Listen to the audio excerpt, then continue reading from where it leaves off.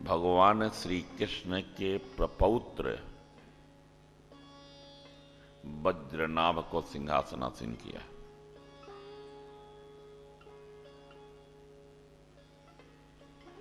जरासंध के आक्रमण से भगवान श्री कृष्ण मथुरापुरी छोड़ के चले गए थे और मथुरा ये पूरा ब्रज उजड़ गया था। जरासंध ने तहस नहस कर दिया था इसका।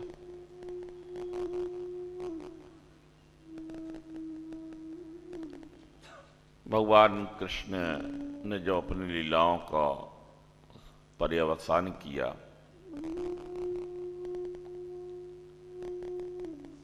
द्वारिकापुरी भी समुद्र में आत्मसात हो गई और भगवान के निर्देशानुसार अर्जुन वज्रनाभ को लेकर के हस्तिनापुर आ गए थे।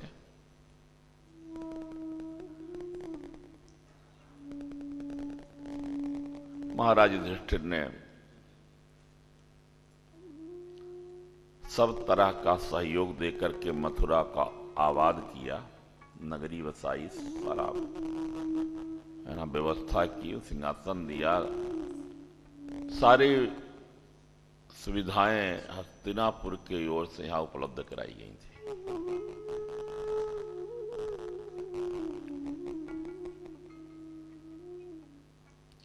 यहां तीर्थों का उद्धार महाराज वज्रनाभ जी ने किया। भगवान के लीला स्थलियों का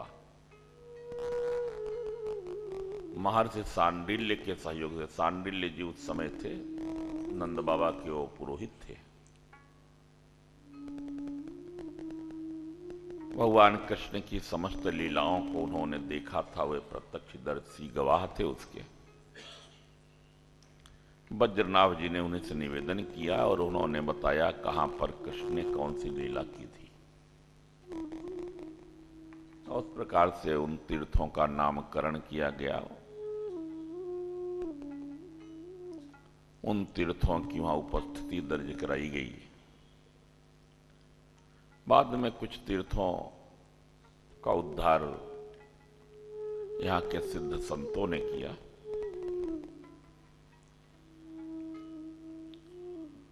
महाराज परीक्षित का भी शासन बहुत अच्छा चलता रहा, पर अंत में कलयुग ने उन्हें मार्ग भ्रष्ट कर दिया।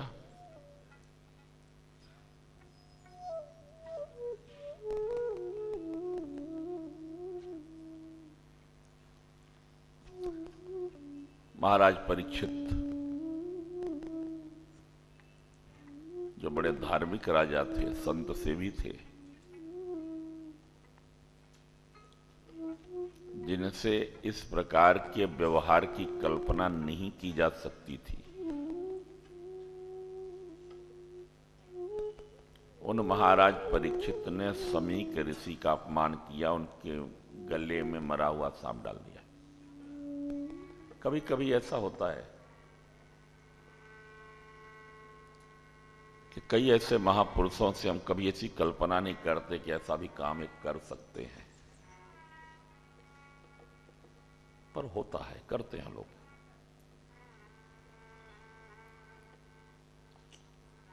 और वहां संकेत किया गया कि ऐसा काम कभी कभी व्यक्ति प्रारब्ध वश करता है, कभी काल की प्रेरणा से करता है और कभी कभी ईश्वर की इच्छा से करता है।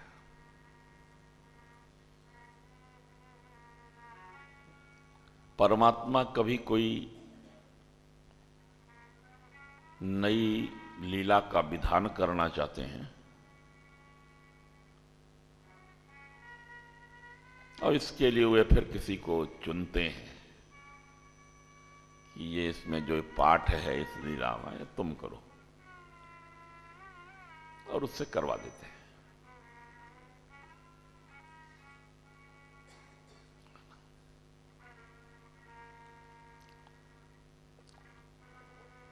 पर इन घटनाओं में व्यक्ति यदि असंग रहे, ईश्वर का हाथ देखे, प्रारब्ध और काल का हाथ देखे, तो उसे अभिमान नहीं होगा, शोक नहीं होगा, दुखी नहीं होगा। पर जब वह स्वयं अपने ऊपर कर्तृत्व ले लेता है, अपने को कर्ता समझने लगता है,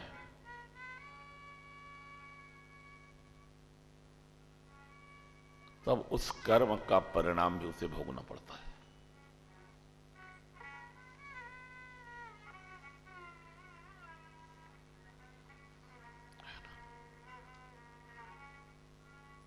सबसे अच्छी विधा तो यह है कि प्रत्येक घटना के पीछे परमात्मा की उपस्थिति दिखाई दे, परमात्मा का हाथ दिखाई दे।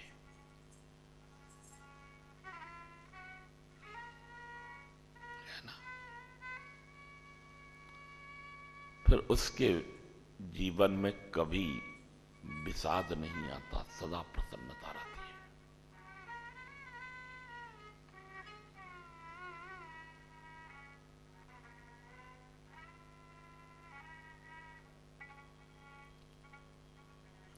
परीक्षित जी ने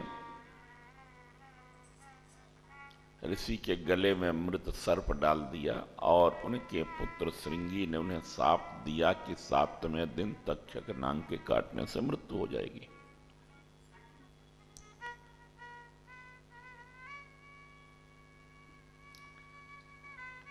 राजा घर पहुंचे, मुकुट उतार के रखा। कलयुग का प्रभाव उनके दिमाग माथे से निकल गया, तो उन्हें अफसोस हो रहा था, दुख हो रहा था, मैंने क्या कर दिया, मुझे नहीं करना चाहिए। संतों का, ऋषियों मुनियों का सम्मान किया जाना चाहिए। संतों का आदर करने वाली कुल परंपरा में मेरा जन्म हुआ और मैंने क्या कर दिया कि ऋषि का तिरस्कार, अपमान, बड़ा बुरा हुआ।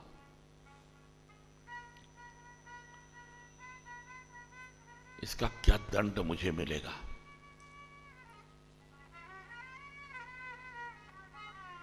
उन्हें याद आया अभी हाल की ही घटना, ऋषियों का, महात्माओं का अपमान किया।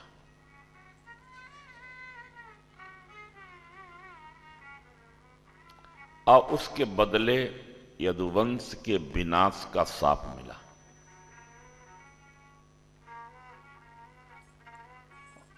और दुनिया की इतनी बड़ी ताकत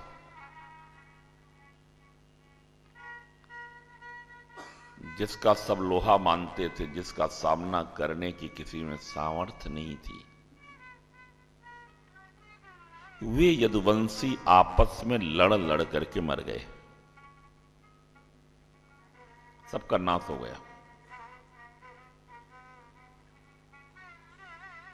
ये सिर्फ महात्माओं के अपमान का फल था। और वही अपराध मैंने कर दिया तो मेरे कुल का क्या होगा। ऋषि साप दे देंगे, हे भगवान, अपराध मैंने किया है तो साप मुझे मिले, मेरे कुल को ना मिले।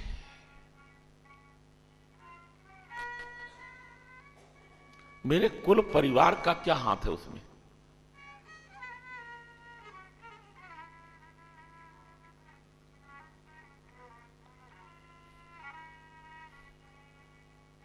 मेरे कुल की पवित्र कीर्ति कौमुदी में कलंक लग जाएगा।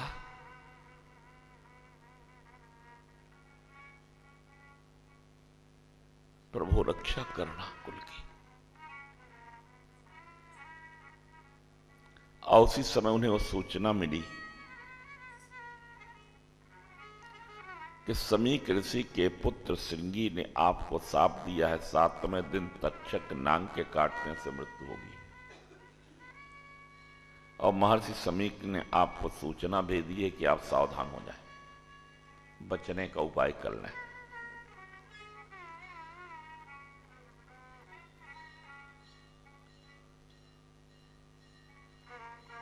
महाराज परीक्षित बड़े खुश हुए, बड़े प्रसन्न हुए। कोई डर नहीं लगा, कोई दुख नहीं हुआ।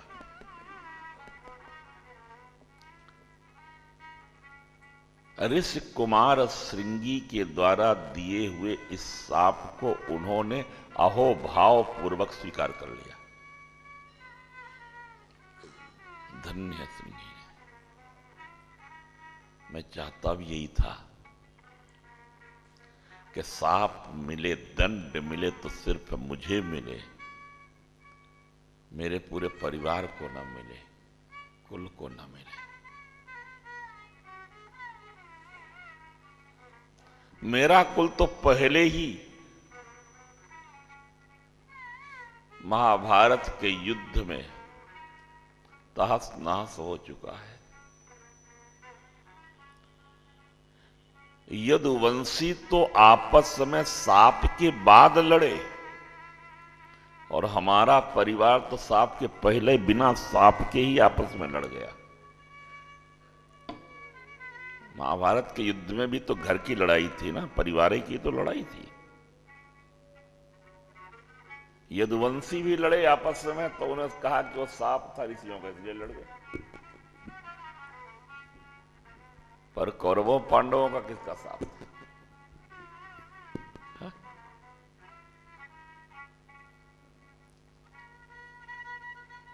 यह दुर्योधन का पाप था।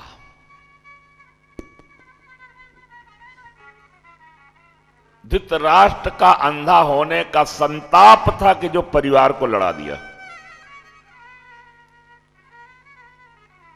यदुवंशी आपस में शाप के कारण लड़े, और कुरुवंशी आपस में पाप के कारण लड़े।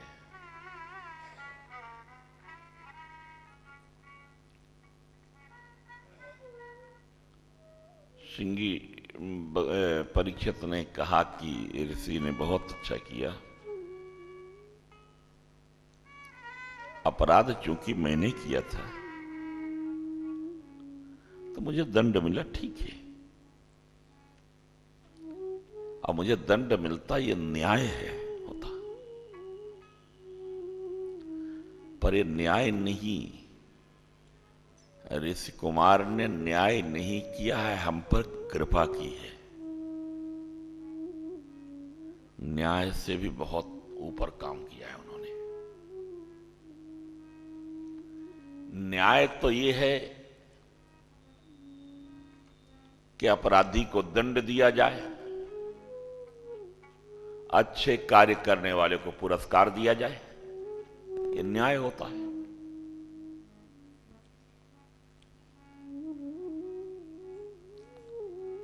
लेकिन मुझे मेरे साथ न्याय नहीं हुआ, मेरे ऊपर तो कृपा हुई है।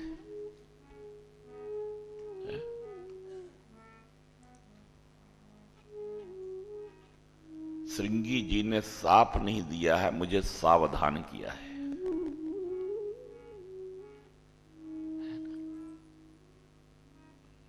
अरे भाई, शाप ही देना था कि मरे, तो ऐसा क्यों कहते कि 7 दिन के बाद मरेगा, 7वें दिन मरेगा? ये कहते अभी मर जाए। श्रृंगी ऐसा भी तो साफ दे सकते थे कि जिस राजा परीक्षित ने मेरे पिता के गले में मरा हुआ सांप डाला है, मैं सांप देता हूं कि वही तक्षक नांग उसको अभी काटे और वो मर जाए। मौका ही नहीं देते राजा, ये तब तो सांप होता। पर उन्होंने कहा ये 7 दिन का जो मौका दिया है, ये सांप नहीं है ना, ये अनुग्रह है। ये इसकी कृपा है।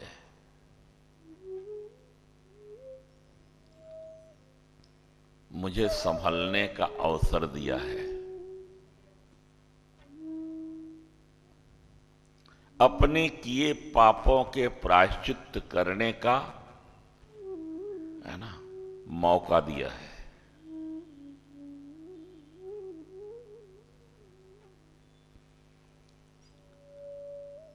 नहीं नहीं, मुझे तो ये लगता है कि मौका भी उन्होंने कुछ दिया ही नहीं है। उन्होंने तो जो है उसको स्पष्टीकरण किया है।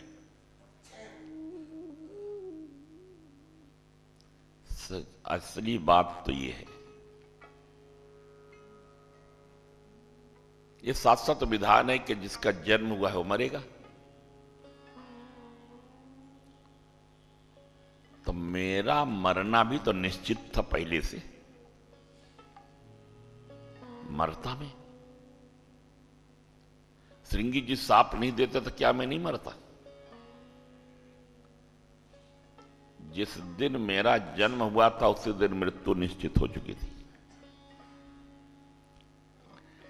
लेकिन अपने को पता नहीं था कि कब मरना है मुझे, है ना।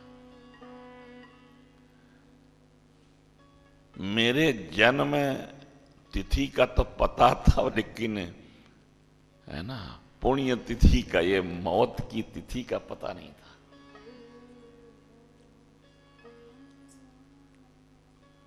पर मौत निश्चित थी।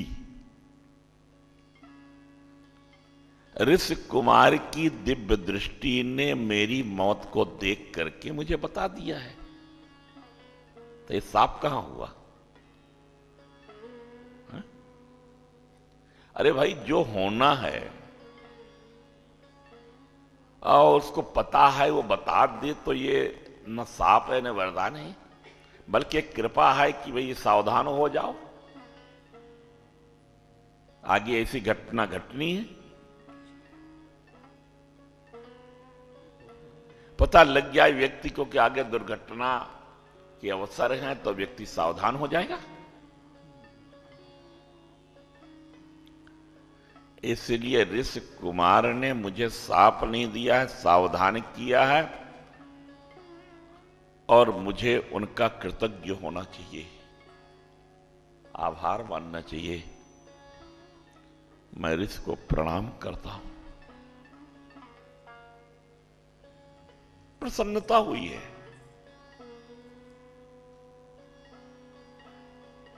और कोई होता तो कहता ही कौन होता है मुझे सांप देने वाला, इसने ऐसा सांप क्यों दिया, मैं देखता हूं। मैं चल के उससे पूछता हूं ऐसा क्यों किया उसने, या उसके बदले मैं भी सांप दे देता हूं। और राजा था, सत्ता थी उसके हाथ में, शक्ति थी। ऋषि कुमार को गिरफ्तार करवा लेता, सांप वापस करने के लिए मजबूर करता, विवश करता।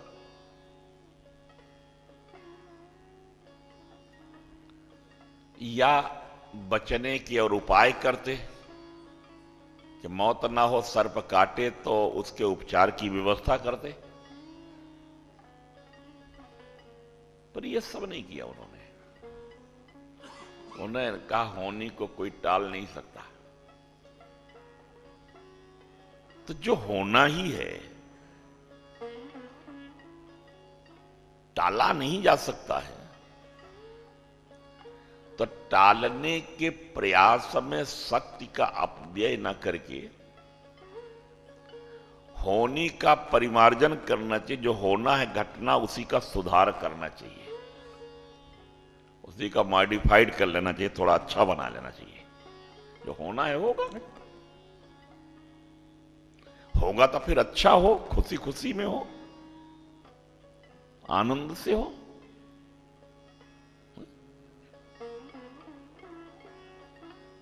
इससे बड़े खुश हैं वे। ठीक है, अनुग्रह मानते हैं। निर्वेद मूलम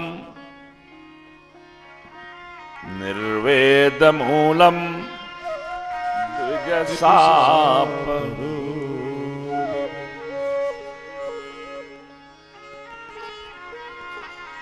इस साप निर्वेद का कारण हुआ, वैराग्य का कारण, अनासक्ति का कारण बना।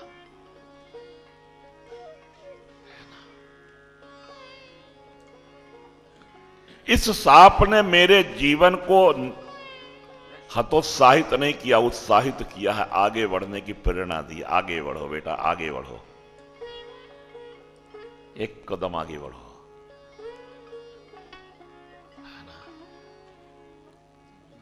मुझे पता भी नहीं चलता, मौत आके एक दिन उठा ले जाती, कुछ कर भी नहीं पाता। अभी 7 दिन का मौका है कुछ करने का।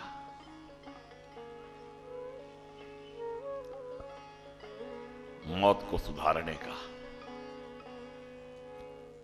अवसर का सदुपयोग करो, है ना? जीवन को दिव्य बनाओ। जीवन को लंबा बनाने का, दीर्घ जीवी होने का उपाय सब करते हैं, दिव्य जीवी होने का कोई सोचता ही नहीं।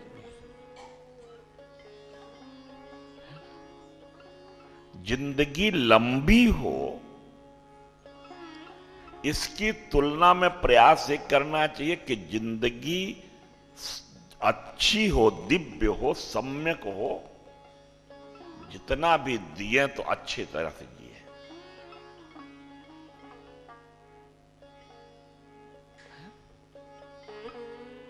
जिंदगी बोझ बन जाए अपने लिए, परिवार के लिए। अब जीते रहो बरसों, लेकिन खाट पे पड़े हो, पलंग में पड़े हो, इंजेक्शन लगा है, पाइप लगे हैं, ये है, जिलाए जा रहे। अरे जीने का क्या मतलब हुआ? जीने का कोई सुख मिल रहा है? खुद परेशान, परिवार परेशान, दूसरे लोग परेशान।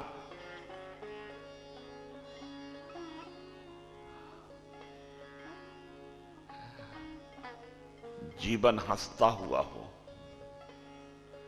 मुरझाया मुरझाया मत जियो,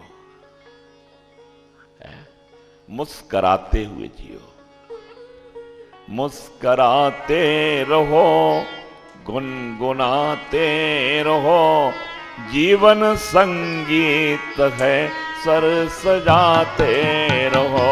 मुस्कुराते रहो, गुनगुनाते रहो, जीवन संगीत है, सर सजाते रहो।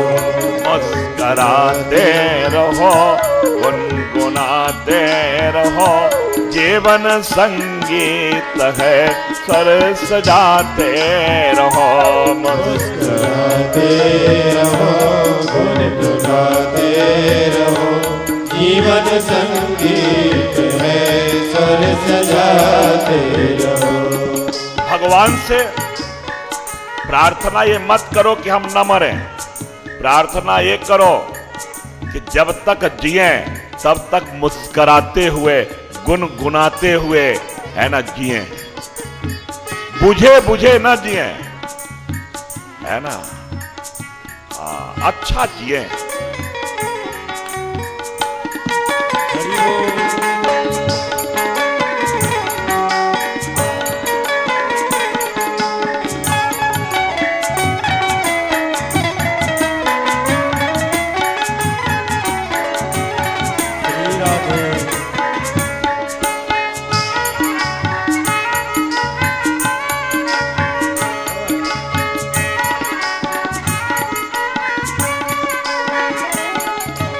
हंसते हंसते जिए और हंसते हंसते मरे, हैं?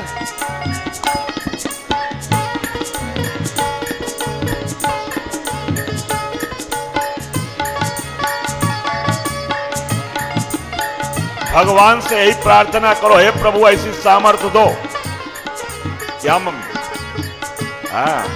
प्रफुल्लित जिंदगी जिए, रोते रोते जिए भी नहीं और रोते रोते मरे भी नहीं हम। मुस्कुराते रहे गुनगुनाते रहे, मुस्कुराते रहे गुनगुनाते रहे। जीवन संगीत है स्वर सजाते रहे, जीवन संगीत है स्वर सजाते रहे। मुस्कुराते रहे गुनगुनाते रहे, मुस्कुराते रहे गुनगुनाते रहे। जीवन संगीत है स्वर सजाते रहे, जीवन संगीत है स्वर सजाते रहे। जीवन संगीत है स्वर सजाते रहे, जीवन संगीत है स्वर सजाते रहे। श्री राधे।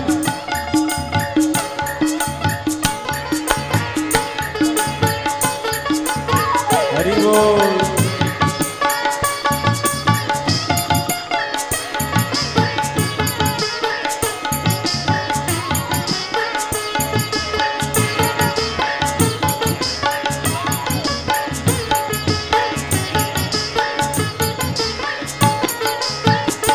भागवत का यही संदेश है, जीवन को दिव्य बनाओ,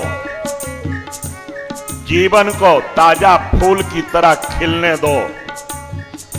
हाँ।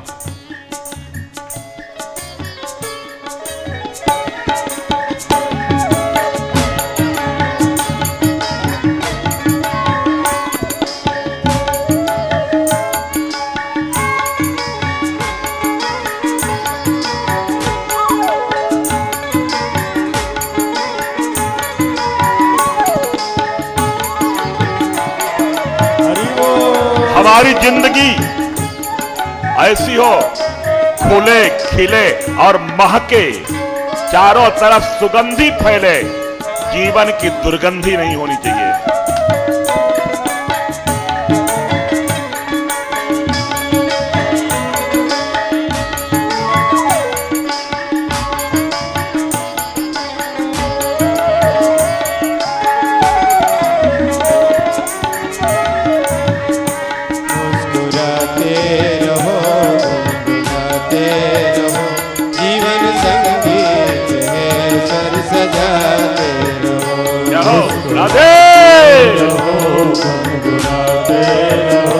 जीवन संगीत है स्वर सजाते